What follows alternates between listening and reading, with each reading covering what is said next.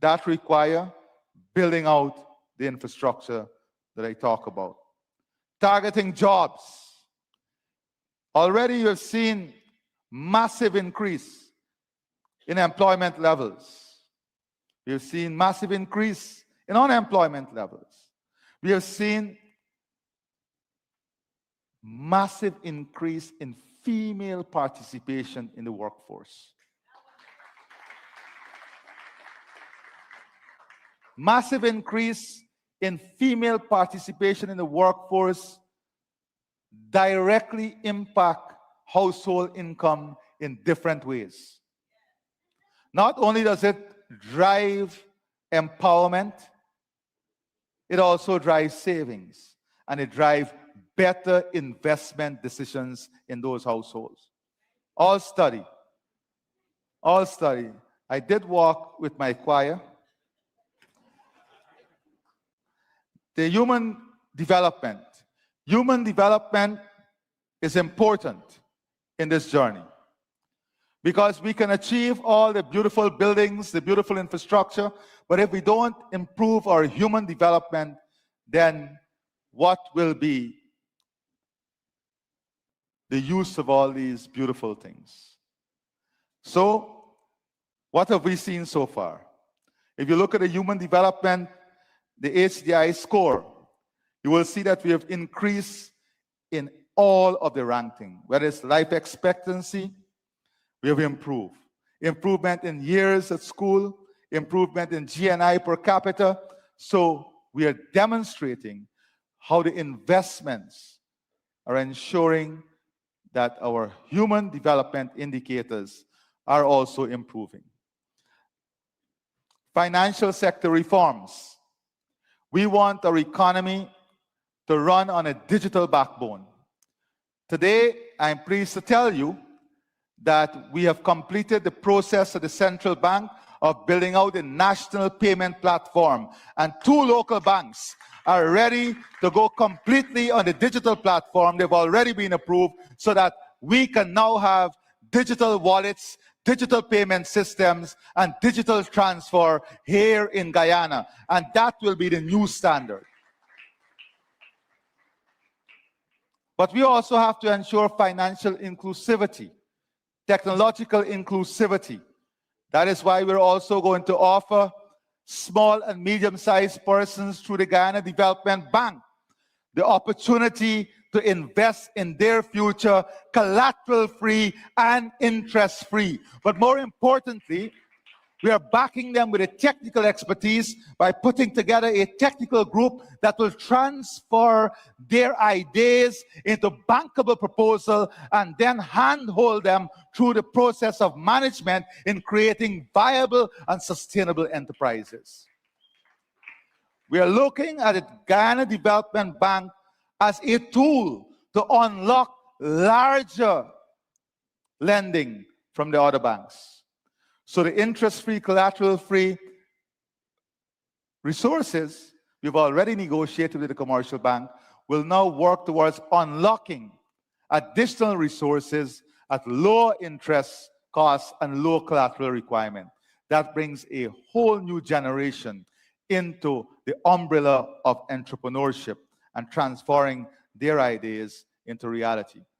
We're also going to complete work on the junior stock exchange because we have to operate in the real world, in the real financial sector by building our companies and having the transparency to put those companies on a stock exchange to ensure that we are fully integrated in the financial system. And we are doing that. So we are on this journey, but we also understand that the government must be efficient.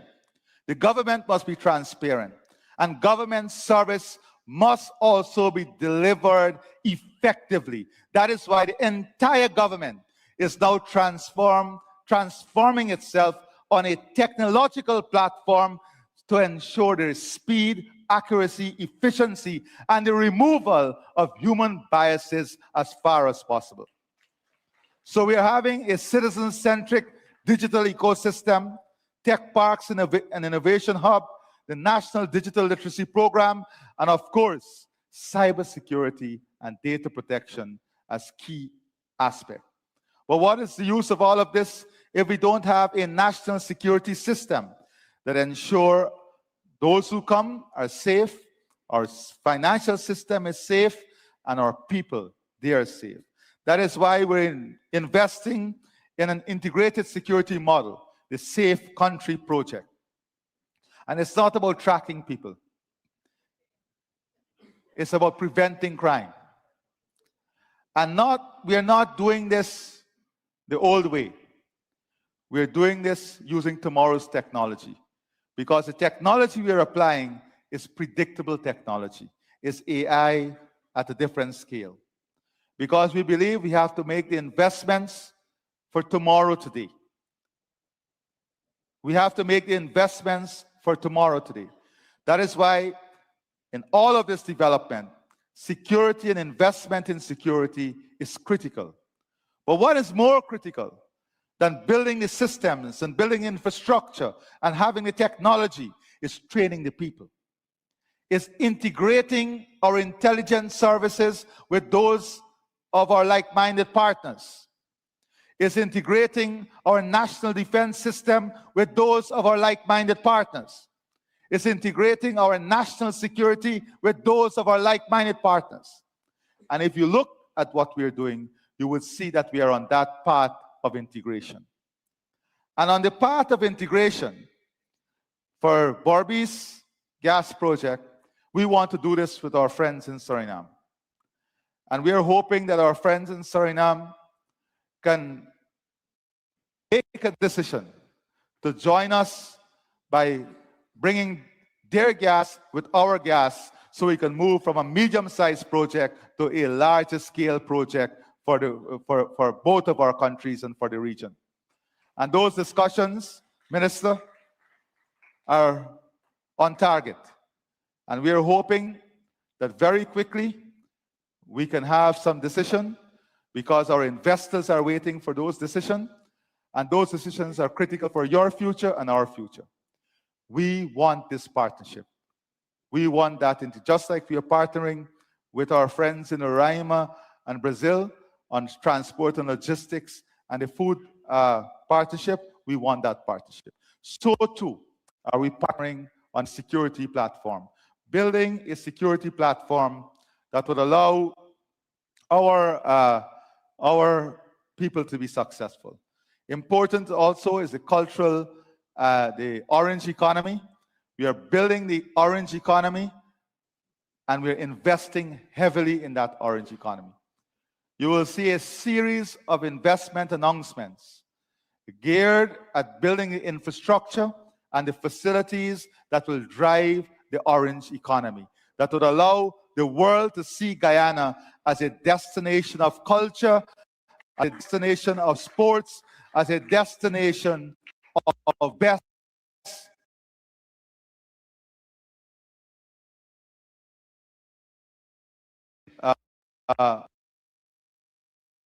at what we want to create in the orange economy is basically merging sports, culture, nature, eco-services, our global positioning as tools in which the orange economy will progress. Now, I've already gone on for a very long time. I will leave you with this tree.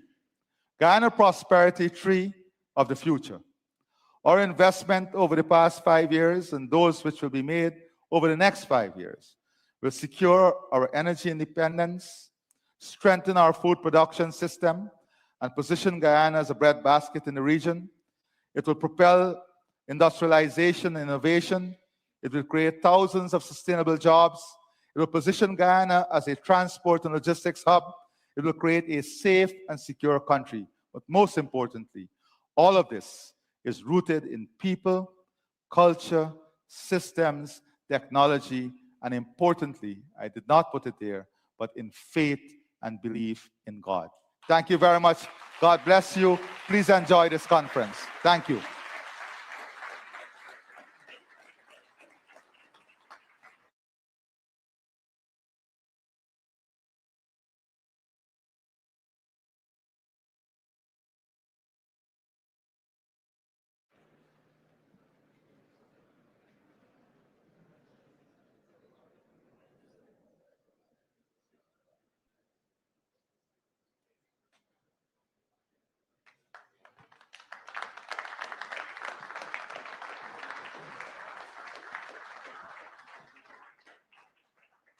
Thank you. Well, very quickly, if you listen carefully to the president, you know one thing: development is on track. If you listen to me, you know one thing: the conference is off track. We're one we're 1 hour behind schedule. So we need to speed things up. We need to let the conference that I'm running catch up with the development that he is running. And I need your help to do this. There are two things we need to do now. One, we need to go downstairs to cut the ribbon. Could you just hold the doors, please? Hold the doors, please. We need to keep those spaces clear. We are going to ask the president and his team and our special guests to go down to cut the ribbon and open the expo, and then we'll ask them to come back quickly so we could try and make up the time that we're losing or that we've lost. So if we could get the president, members of cabinet, the diplomatic corps on this side, and our special invitees, speakers and panelists on this side, if we could get you to leave through this door after the president leaves. Everyone else, just remain in your seats so we could try and get this moving. Somebody please hold the door at the back for me, please.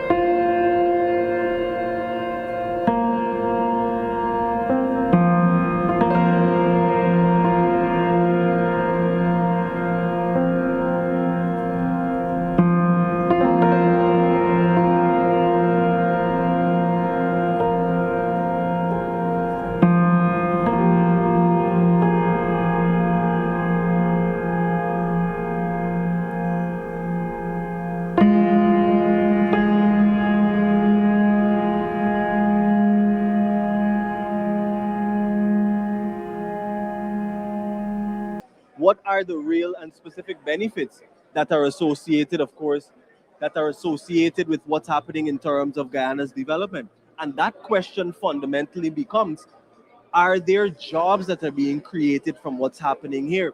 And the answer to that is a resounding yes, Yes. because we've seen just in President, rather the senior minister in the office, Dr. Ashley Singh, when he delivered the speech, recognized that he points out that unemployment rates have been slashed in half, simply because of the fact that government's investment in what is happening is creating those job opportunities. So know that we're at a place now where we have a labor shortage, and companies now have to import people to come and work here. So the opportunities are vast, just for people to position themselves in a way where they can benefit from what's happening. But that labor shortage, I think we could safely say, would be clipped from the root, because we have seen, and the government would have mentioned, that with these investments, they are ensuring that Guyanese have the necessary skills to be employed in these businesses, in these organizations, in these sectors. More than like expected fear that there's not a labor shortage in Guyana, but most Guyanese are benefiting from working and being employed in their home country. Yeah, and President Ali has been championing that even on the global stage. We know that there are three pillars of his conversations that he's very passionate about: energy security, food security, and climate security. And making sure that we have an energy secure country is extremely important as well. And that is why you have seen government over the last couple of years invest in a strong diversification of our energy output. And so you see the investment in, of course, the gas to energy project, making sure that our natural gas is used to provide 300 megawatts of electricity. And very soon that is expected also to reduce the cost of electricity here for local consumers. And that will transform the manufacturing sector in a significant way. But you also see Guyana and the government of Guyana investing in solar energy as well, constructing solar farms across the country in Region 2, in Region 5, in Region 6, and very soon, Yes. and very soon we expect Region 10 to get their own solar farm there in Linden. But if anybody was to pick up the newspapers now, they would see requests for proposals for the Amila Falls hydropower plant, because that as well is also on the cards for government to include another 165 megawatts of electricity into what we're doing. So it's a really, really, really big thing. Yeah, and I mean, with investors coming to Guyana and witnessing these improvements and witnessing what are the investments being made, other investors will most likely look at Guyana as a stage that you are someone you want to be involved with. And Mr. Sultan would have agreed with this, saying that his aim is to create partnership with Guyana, lasting partnership and trusting partnership, because they see that Guyana is along a path to receive and success. And we've already been successful. Of course, a lot of those conversations happening all across the country, and we have now joining us here from SBM Offshore, of course, the General Manager, Mr. Chung. Thank you so much for joining us, and welcome once again to the Energy Conference and Supply Chain Expo. Tell us a little bit about your experience here so far. What is the atmosphere like for you and your company? So far, it's been really good. We've been able. We brought out all the models of all four FPSOs that we have in operating offshore. So I think the general audience from the conference is enjoying seeing the models and having at least to be close enough to be able to see what they look like. Although it's so far out there, they're not able to see or touch it. But at least this brings them close to that. I know that SBM has been working extremely hard in the oil and gas sector to support in terms of the FPSOs. Tell us a little bit about the role that SBM Offshore is playing, not only in contributing to the energy development of the country, but the jobs that are being created through the work that SBM is doing. So as you said, as SBM's role is really we help design, build, operate, and maintain the FPSOs. With that comes a number of responsibility of the company. We're very big when it comes to local content, as well as sustainability, ESG. And on that front, our footprint has really been how do we ensure that there's impact to community and impact to individuals. That's the bottom line as it relates to how we do business in Guyana.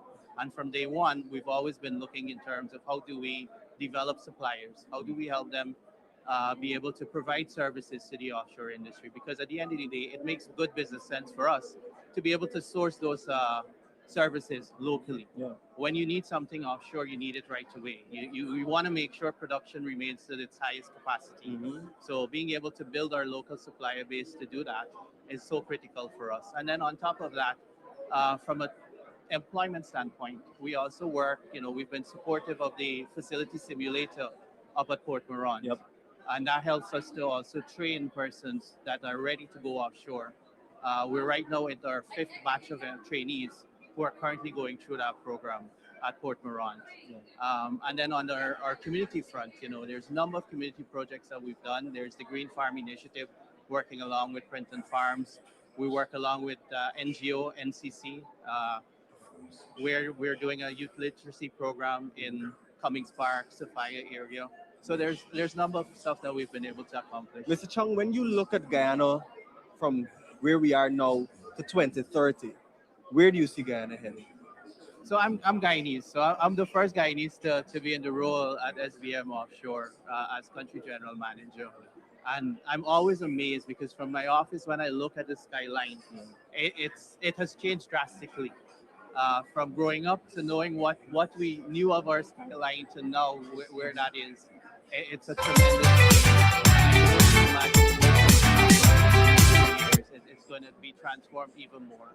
Mr. Chung, I want to thank you so much for spending the last few minutes with us. Anything you want to say finally before you go? No, I would encourage persons, who are interested in exploring opportunities, not even just in oil and gas, but there's so much opportunities to build capacity, to take the opportunities, explore it, and look for those. Mr. Chung, thank you so much. You're welcome. You've heard there from, of course, the general manager there at SBM Offshore, having that conversation with us and sharing with us the role that SBM is playing in making sure that Guyana continues to develop beyond it.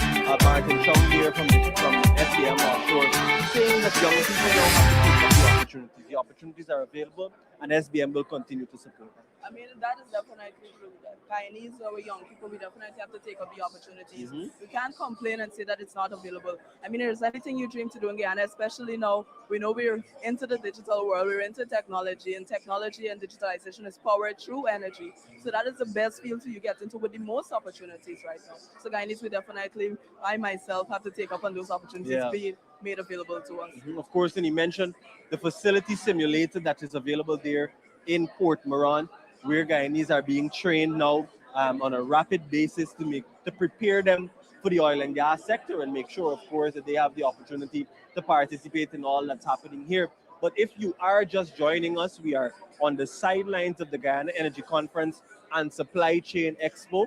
Of course, we're having conversations with industry leaders, policymakers, experts alike, as we continue to see what is happening as Guyana transforms in a magnificent way. And that continues to happen here. And if you're wondering what the atmosphere is like, you're invited to come down to the exhibition, see what's happening here, see where you fit in Guyana's development story, and play that role in whatever way that you can. Over 200 exhibitors we have here, so you definitely have something to take up your entire afternoon. There's expected to be more than 10,000 persons visiting the expo as well. And these booths, each and every one of these booths have the willing persons there to let you know what this energy expo has.